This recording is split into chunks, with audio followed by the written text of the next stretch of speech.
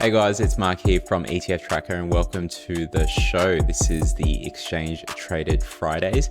It's our week in review. It's for the week ending the 1st of October. So hopefully you are new to the show, or if you are coming back, you are very interested in the world of ETFs. So we've got a few things that have happened this week, a couple of updates to the app, and yeah, we're going to take you through all of that kind of stuff in this very show. So if you're listening along on Spotify or via the podcast app on our ETFtracker page, and just while you're here, the ETFtracker page, if you don't already know it, because some people just see us through Instagram or YouTube or on Facebook, the ETFtracker page is at www.etftracker.com.au. So you can search on Google.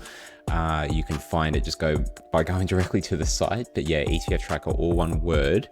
I think now we're at a stage where even if you search on Google just ETF and space tracker, which often people will do, I think we're at a stage where we're coming up as part of the main searches now. We used to be way down the line, but yeah, it's a little bit better. But anyway, let's get to the news. So I'll bring up the newsletter that we've got here. And so this newsletter goes out to people that have signed up to the page. We are going to look at ways to pull up the archive letters and anything that has been out over the last this is week 11, so the last 11 weeks of doing this. We will find a way to showcase those as an archive. I might do something in the blog, so just experimenting. But yeah, this is week 11. It's gone by so fast since this was kind of first thought of, but I guess in lockdown everything kind of just culminates together and just turns into a blur, really, doesn't it? So anyway, we saw a few things on gender pay gap this week, in articles for local kind of news. So we've got the local and global news, and there was also more on investors getting into clean energy with ETFs. So there's an article on that. And then globally, there was a bit more chatter about Bitcoin ETFs, as well as where more flows were going to in terms of global ETFs. So we'll take a quick look at that. Now, before we go ahead, we also had another update to the ETFtracker app. And if you hadn't seen it, it's a free application. It takes data from the ASX and Chi-X and various other sources like the ETF issuers. And what we do is we combine it all together into something that is interactive, it's visual. Yes, I said it's free to use, but you have to use it on desktop. So we use Microsoft Power BI. There's a lot of code that goes on in the background. So thanks to people that have helped out with that and some of the stuff that I've done there myself. And yeah, that is just something that is free to use, but we'll go through an update that we've been waiting for ourselves. We've been wanting to release this for a little bit of time. So we will basically have both an ETFtracker app and a Holdings app running concurrently for a little bit longer, but eventually we'll get rid of the Holdings app as a separate tool because it is now all in the one app, so less going back and forth between pages. So that makes it easy. And then also this week we had the interviews with experts. So we interviewed Angel Zhong from RMIT. She's a lecturer and just a very senior finance person over there. She has been running the Masters of Finance and has done a lot of research. You can look up on Google Scholar. And more importantly, she's done a lot of work in terms of investigating what's going on with retail traders here in Australia, and that leads to ETFs. So we'll take a look at that research and what else that she's got to say. That happened on Wednesday, so we'll show that to you. So what's in this newsletter? So if you are reading along, you always see, this menu of what it is that we've got in the newsletter. We always start off with local ETF articles, some global articles. We look at the ETF videos from the week, ETF podcast. The tweet of the week is about a Gen Z ETF. And there's also a chart of the week, which is to do with Lehman Brothers. In ETF Education, we look at some stuff from Rask Australia. And then we've also got the ETFtracker links, forum, and where to listen and watch. So it's a jam-packed show. We hope you will enjoy this one, and I will see you there. Okay, let's get to the articles. And the first one coming up is all about the ETFtracker update, as we had mentioned. So because ETFtracker is all about Aussie ETFs, I thought that, this is very much a local kind of news event. And what's happened is that we've done a merger. And what we had before was that we had different pages for the ETFtracker app. So if you have a look, so for those that are watching this on YouTube, you'll be able to see here that I am on the ETFtracker blog, where we talk about this app update that we did. On the main menu, there's an app for ETFtracker. There's also a guide for ETFtracker. There's also another app for ETF Holdings Analysis. And then there's also the year in review that we did for 2020. We did a special app for that. But, you know, the data's out of date now, so it's not really that useful, but we still keep it there. But the holdings analysis app, that was separate because initially we had to keep the holdings data that we got from the different issuers that we collected in separate apps. And then we did the merger to be able to compare across different ETF issuers what the ETFs look like in their underlying holdings. So we eventually merged that into the main ETFtracker app. And so what we see is that the last menu option when you go to ETFtracker is a holdings comparison area. But also, and sorry, before we go ahead, you can do all the same things that you did with the holdings comparison tool. You can compare ETFs to see how similar they are. You can see how much the top 10 makes up in terms of the total weight of that ETF. And that's always interesting sometimes. And then what you can do is within the individual snapshots page, the ETF snapshots page, there is a section where you can see for each of the ETFs that we cover, about 180 of those, you can see how many holdings there are for each of those. So some have 300 holdings, some have 20, some have 1,000, right? You can click on a button there and it takes you to showing you what is underneath the hood for that particular ETF. So that's something there, and I thought that would be a cool little update. So let's get back to the newsletter. The second one is from Rask Australia, and this is 2 quality ETFs I'd buy in October is the title of the article. And in this one, Jazz from Rask, she goes through QLTY and Moat from BetaShares and Van Eck respectively. And as usual, there's highlights of performance, what is underneath the hood there, what's in the holdings, and also some details about costs. So there's also some other options here that they mentioned, and many just look at the broad market ETFs like VGS or IVV.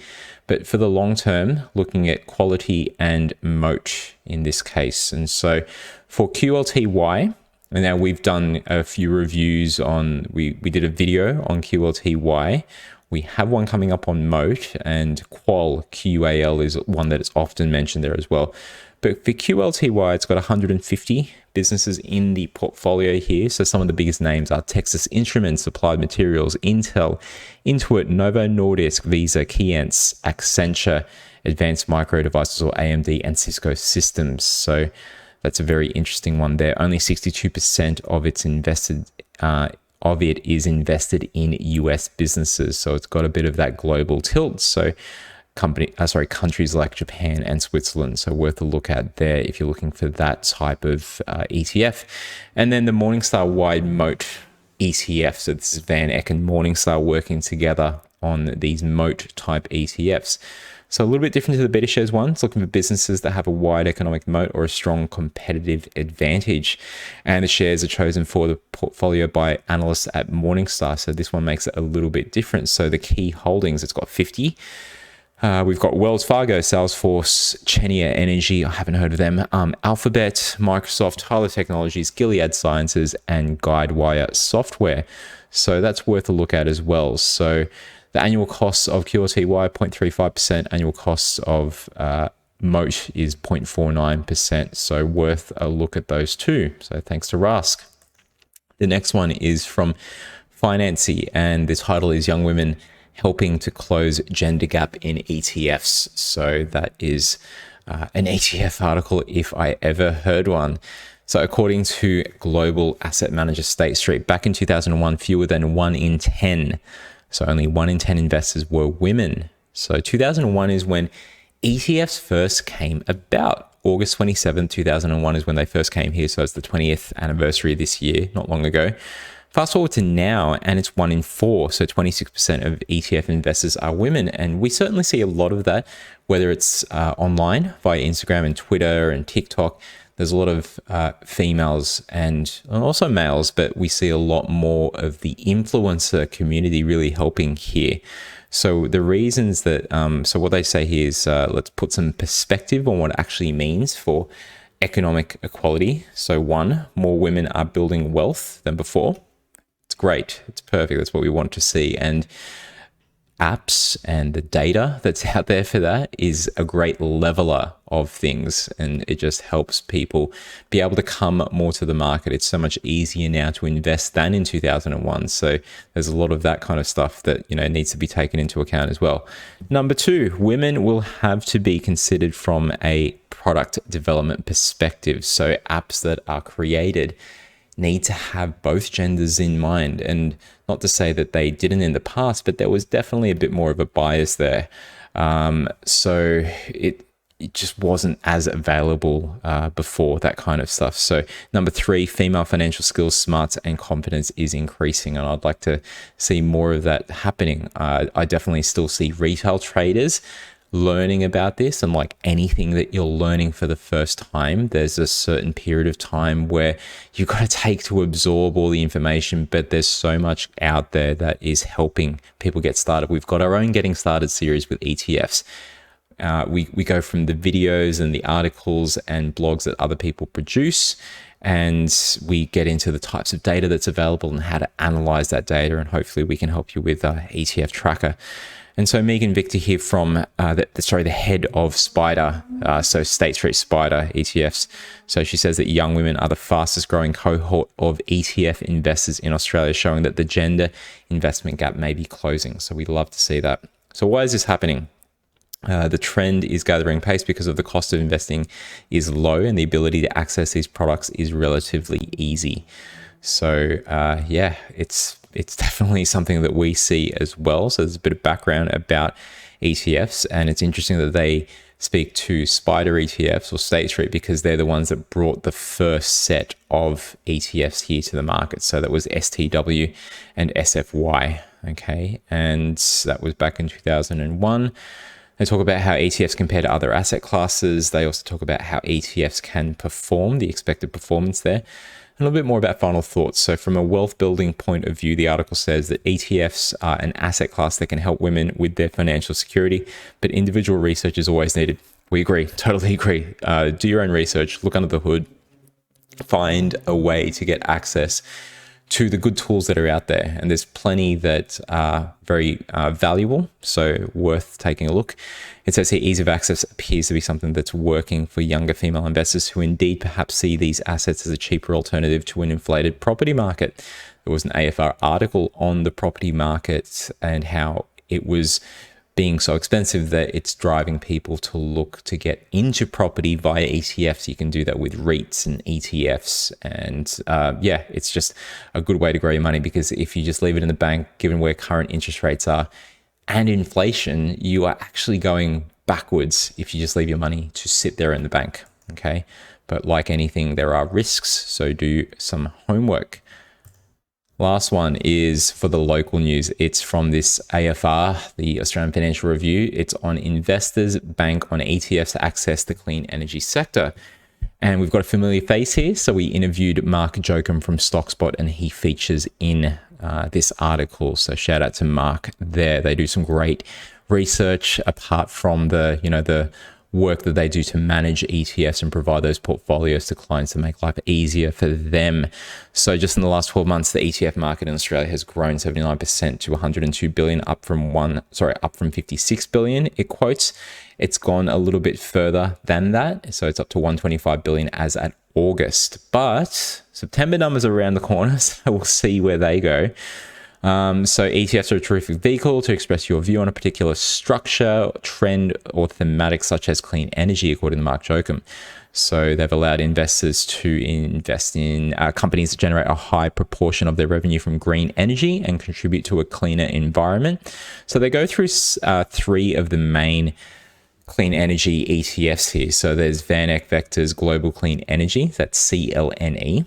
We've done an ETF analysis review of that, so check out our Instagram or YouTube videos. They've also got here Earth, and another great name. Actually, three great names in this list. So Earth is ERTH, that is the BetaShares Climate Change Innovation ETF. Fun fact, Both the Global Clean Energy and the Climate Change Innovation ETF, so this VanEck and BetaShares one, when we look at the underlying holdings there's quite some similarity. Not exactly, not a one-for-one, but there is some similarity across the board there. And then finally, the ETF Securities Battery Tech and Lithium ETF, ACDC. That's been around a little bit longer than the other two, a bit more well established. This Akadaka type battery play ETF was one of our top performers that we saw in the data from 2020. And it's still, I think it's still doing well. There's a fourth option that's coming out soon. So ETF Securities launched SEMI, which is the semiconductors ETF. That was, I think, last month or the month before. But they've also got another one coming out, which is all about hydrogen, HGen. So you've got CLNE for this clean energy one from VanEck, Earth from BetaShares, and then ACDC from ETF Securities, and now HGen for hydrogen. I think they're all great names. And, you know, there's something to do with like having a catchy name, making it memorable for ETF investors. So it talks a little bit about some of the ETFs here. So for example, Earth holds up to 100 companies that are larger in size, providing more diversification than I think it was comparing it to, don't actually see here. I think it was comparing it to ACDC and hydrogen. So Earth holds 100 companies. It's talking about has 135 million in FUM, charges 0.65% in fees, which is the same as CLNE. Now, ACDC, as I said, has been around a little bit longer. So in the ETF tracker, there's more of a track record there. So Clean's index has returned 35.8% over the past 12 months and 39.4% over the last 3 years. So definitely worth a look at there. There's a bit more detail about that in the articles. So if you got a subscription to the Financial Review, make sure to take a look. All right, so we're off to the global. Let's race towards that one. The first one is Financial Times. Direct exposure to crypto might be better than ETFs. Executives say another article that is looking at the potential of an ETF wrapper on top of Bitcoin. I think we don't go a week without, when we look for the global ETF news, it's something to do with crypto. And we will be having someone in the crypto space on our show in a couple of weeks' time. So, you know, check that one out. It should be a good one. Well, should be. It is a good one. So definitely worth a look there. The question is whether it's too late for a Bitcoin ETF or a crypto ETF, as investors might already be getting exposure directly to Bitcoin themselves, and the jury is still out. So Financial Times, you don't necessarily need a subscription to view, I think, a small number of articles, so you can sign up there, but they do have the locks up, the walls up on certain articles, so you're not going to get full exposure, but I think for this one, it is okay.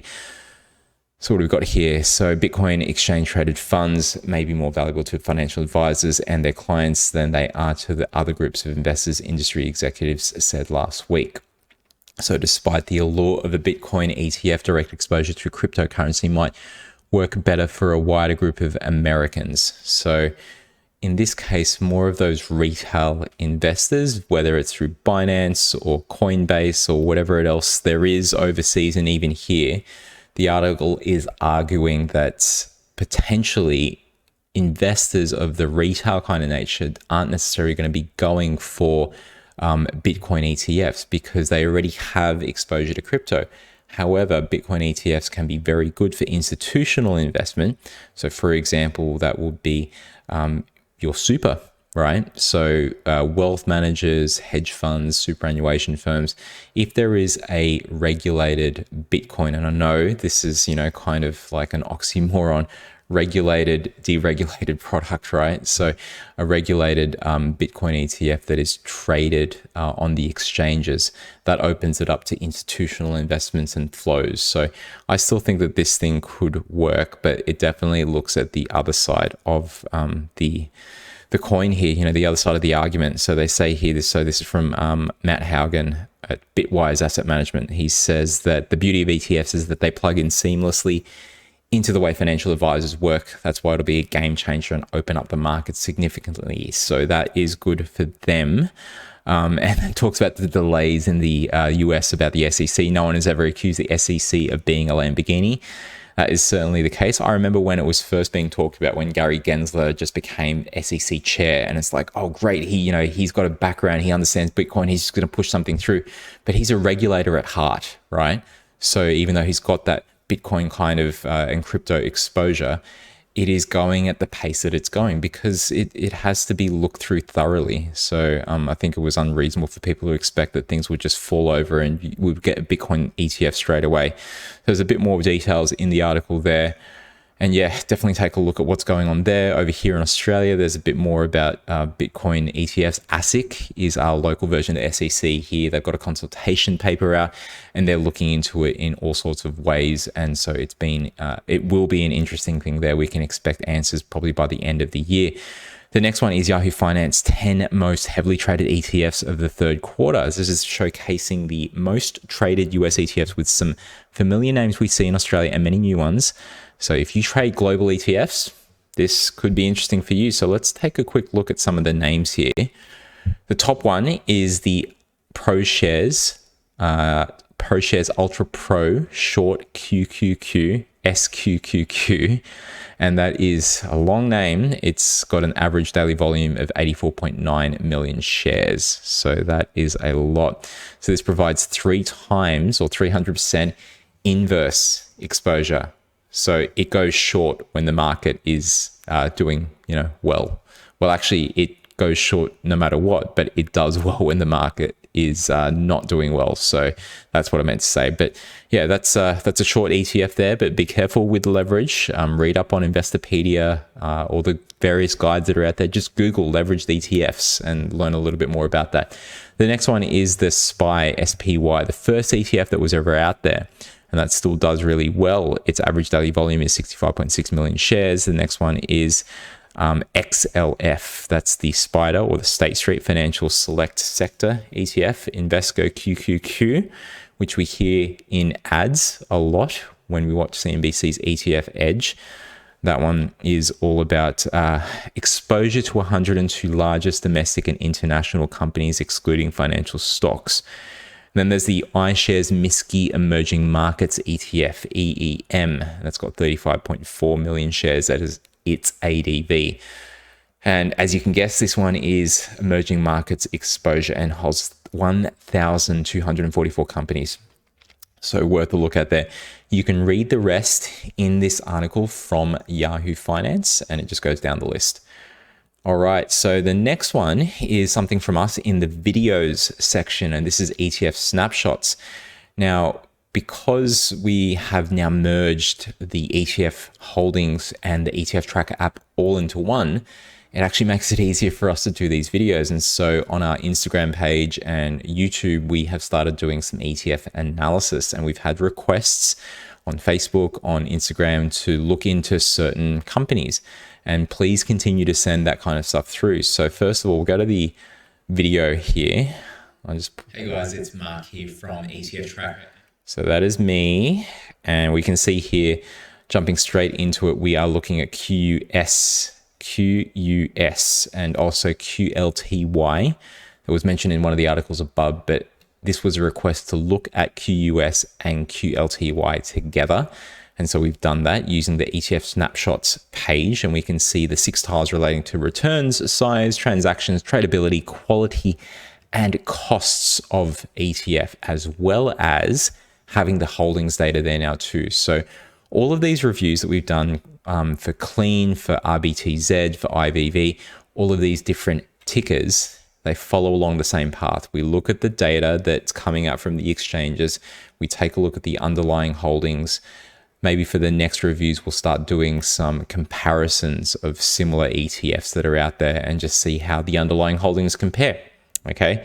And yeah, so that's what this one is all about. And there is a full list on our forum. So if you are on ETFtracker, and we'll show you where the forum is a little bit later on, there is a section there in portfolio analysis and reviews where I've started keeping where all the requests come from, because I get emailed these or they're on posts on public forums. But yeah, I'll get to those over time. I did a flurry, I think it was on Monday, and yeah, I've just been very busy on other kind of client projects, so haven't had a chance for that one. So let's get to AusBiz and quite a few videos from this week and last week.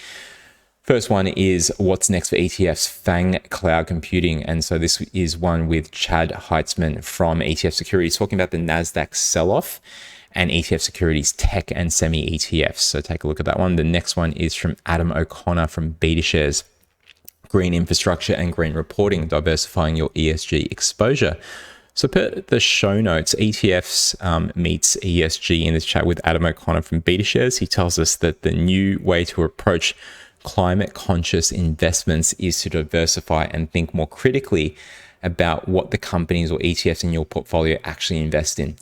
That's perfect, right? That is all about what we believe and what we hear many others talk about. You've got to look under the hood and see if those ETF holdings are actually in line with what you would want out of your ETF. ETFs are that great vehicle. They've got catchy names and they're cheap and easy to get into to give you exposure to a wide range of different sectors, regions, types of companies, but you do need to look under the hood to make sure that it is something that you're happy with. Okay, the next one is Aussie retail investors are flocking to trading platforms. And in this one, it's Andrew Tunney from Investment Trends. Investment Trends do quite a lot of research. They do the ASX Investor Survey, for example. I've done that for a few years, and we get a lot of interesting results out of that. There was something they did with, I think, Oz Ethical on ESG. So that was also worth taking a look at too. So some great research out from these guys. And what they said that in his latest research here, they look at the rise of the retail investors using online trading platforms. Is this a new megatrend, online retail in the ETF space? So what is the profile of these investors? And Andrew offers in this show 3 reasons why they prefer an online platform. So that's worth a look if you're interested in that space. The next one is how ETF investors can profit from the Evergrande crisis. Evergrande, however you want to pronounce it. This one is talking about when it comes to getting exposure to China, you might be a little bit nervous, even if you're an ETF investor. Damon Gozen from Van Eck says that he's observed a divergence between headlines and sentiment. And whenever there is divergence, that's an opportunity that opens up. So Damon says that some context is needed given the much bigger problems, declines in the ASX 200, S&P 500, and the MSCI World Index. So worth a look there, especially if you are concerned about what is going on with Evergrande.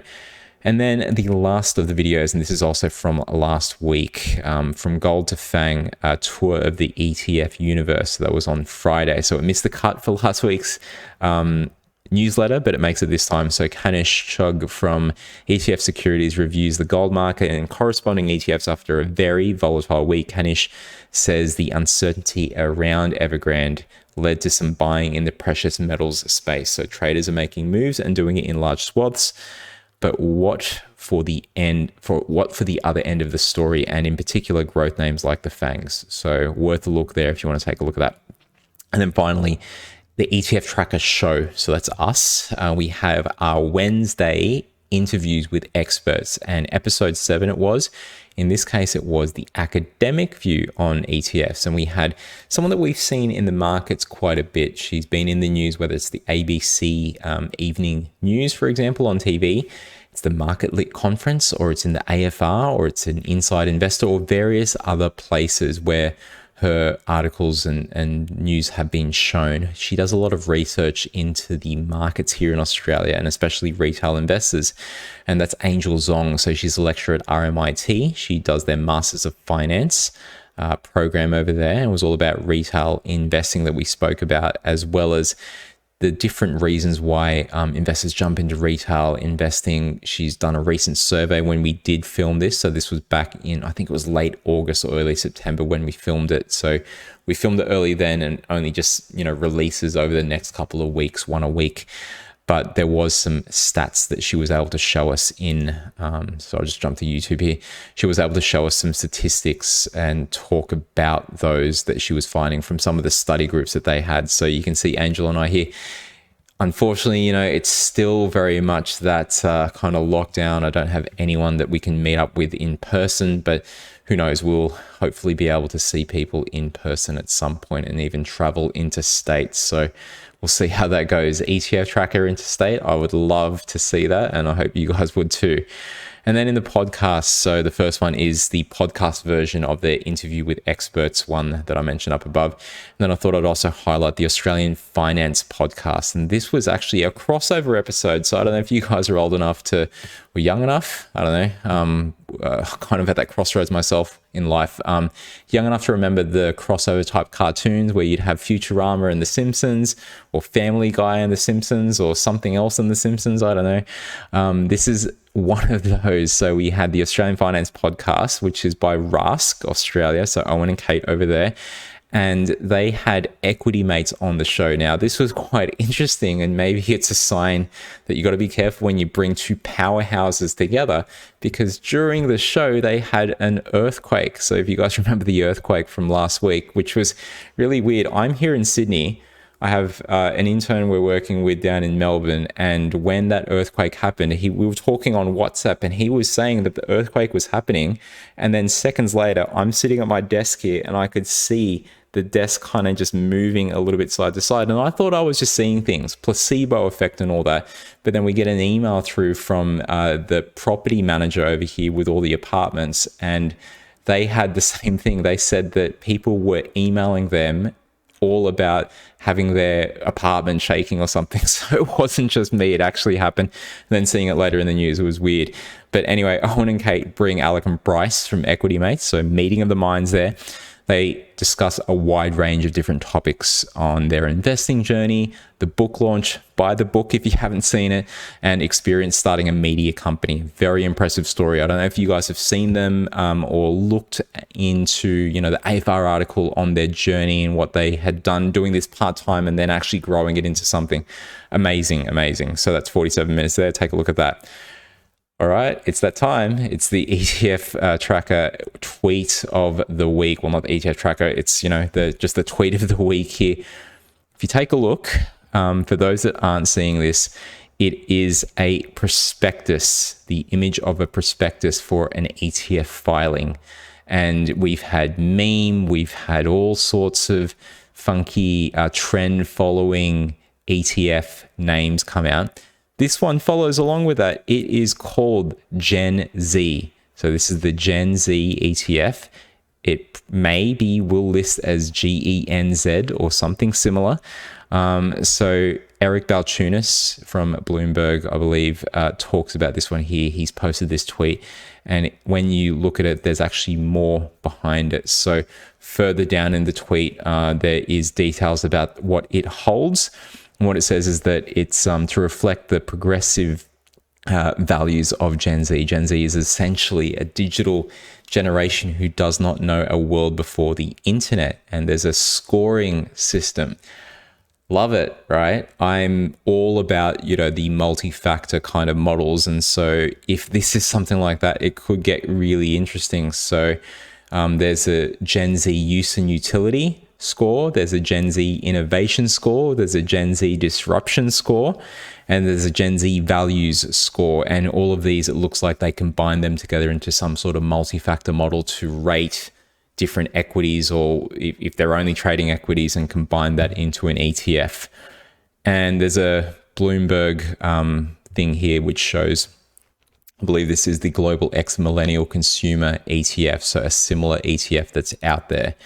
So yeah, it looks pretty interesting. So there's MILN, which is its millennial ETF. There's another one called GENY, Gen Y. So if you thought that ETFs have run out of ideas, you're wrong. I know that there's probably more in the woodworks where we see a lot of these Bitcoin filings, but certainly other spaces of the investing world are being looked at too.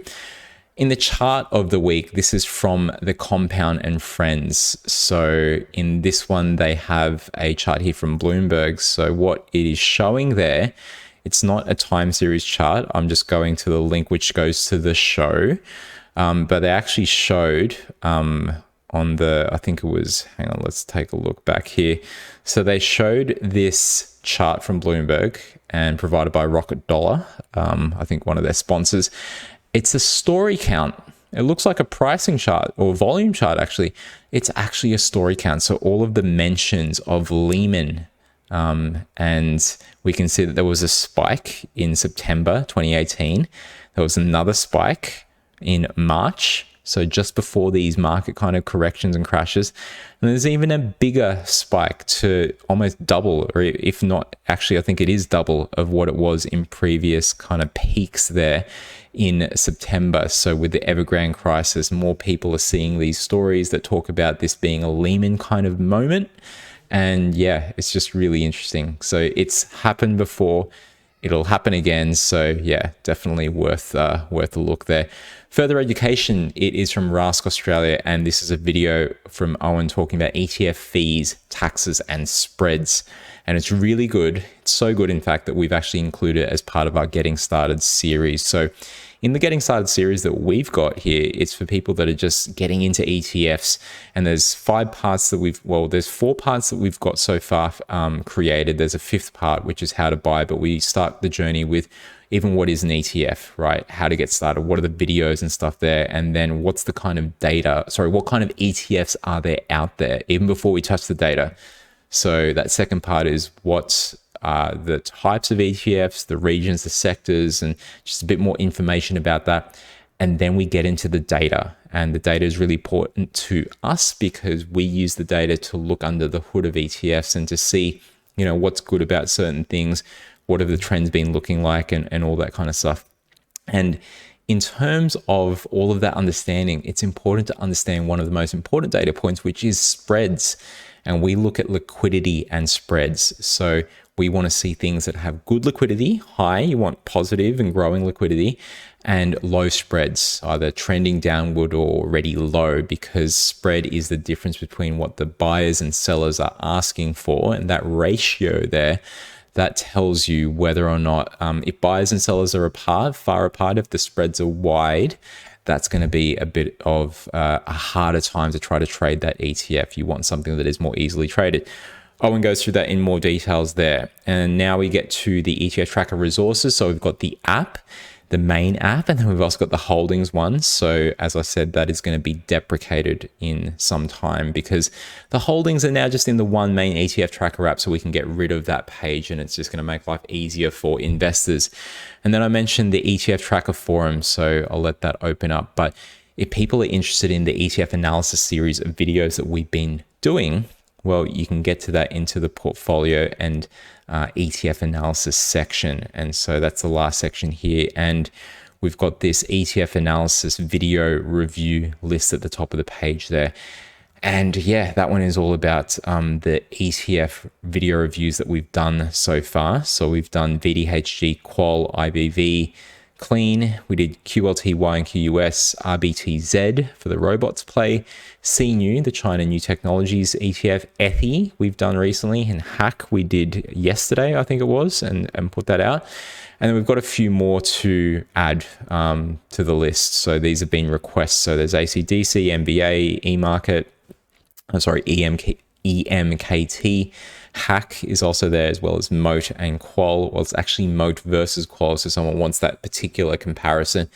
And also Semi. So we will film and create those over the next couple of days. But if you want to add something to the list, give me some work to do. I do enough already, but that's okay. I'm here to help. And yeah, that is there. And then the podcast and video, so where you can see and view all of this kind of stuff. And also, shout out to AusBiz. They are doing some great work over there. So if you go to AusBiz, if you haven't already signed up, make sure you do so. You can follow experts and topics. So you can click on this link here, for example, and it will go directly to my page, which is great. So thank you so much to the guys there for sorting that one out. So, I could never have imagined that I'd be able to provide this kind of information, or that people would, many people would find as valuable as they have so far. So shout out to all the people supporting all of this and supporting AusBiz. They reached 50,000 subscribers recently. So strength to strength to strength. It's awesome. So you can see here my videos, but you can also do a search for a particular topic if you like. And whenever you watch any of these videos, for example, so we'll just choose a random one, right? So they've got the latest videos that have come up here, and great. We see the equity mates talking to Paradise. So Paradise, let's have a look here. So I talked to Julia Weng to close off the week. So she's from Paradise Asset Management, I believe. And yeah, if you are interested in these videos, what often will happen is that there is, if there is someone that has been previously tagged in other ones before, they'll have this follow link at the bottom. And when you hit follow, it's going to come up and track that as part of your For You page. And you get the bell icon whenever there's updates for things that you are interested in. So they are making it a hell of a lot easier there to follow along with financial news. Check it out. All right, and that's it. And you can follow us on the socials. So there's YouTube, Spotify, Instagram, Twitter. We're starting to do more on Twitter, so keep an eye out. Please follow us and help us grow if that's your preferred medium. Haven't really done much on TikTok lately. I did give it a go. I'm 39 now, so I feel like a little bit too old for that kind of stuff. But then I go on there every now and then to watch other people's videos, and I see older people doing so well there. There's just so much to do. But in any case, I'll lift my TikTok game. I know we're also on LinkedIn, so you can connect with us there.